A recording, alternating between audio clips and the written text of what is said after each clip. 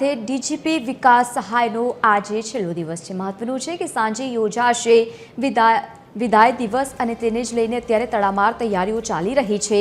આજે વિદાયને લઈને તેના પહેલા ડીજીપી સચિવાલય ખાતે પહોંચ્યા છે। મુખ્યમંત્રી સાથે ડીજીપી વિકાસ સહાય એક મુલાકાત પણ કરી છે। તો આજે વનિવૃત્તિ અને તેના પહેલા તડામાર તૈયારીઓ પણ થઈ રહી છે અને તેના પહેલા તેઓ પહોંચ્યા છે મુખ્યમંત્રીને મળવાના આ એક્સક્લુઝિવ દ્રશ્યો અત્યારે TV13 ગુજરાતીના માધ્યમથી આપ જોઈ રહ્યા છો। વધુ માહિતી સાથે એસોસિએટ એડિટર સોનલ અનડકર જોડાયા છે। સોનલ, ડીજીપી પહોંચ્યા છે મળવા માટે સચિવાલય ખાતે, કેવા પ્રકારની અપડેટ્સ?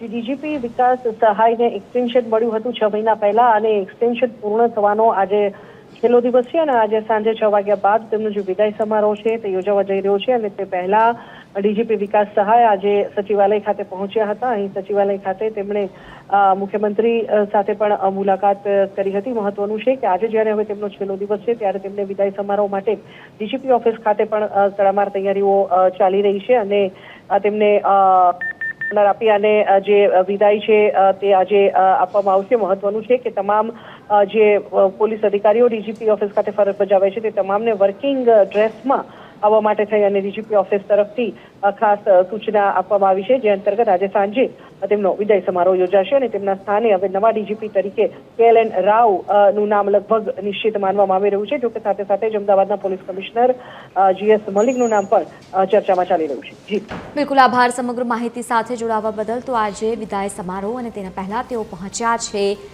મુલાકાત કરવા માટે સચિવાલય ખાતે।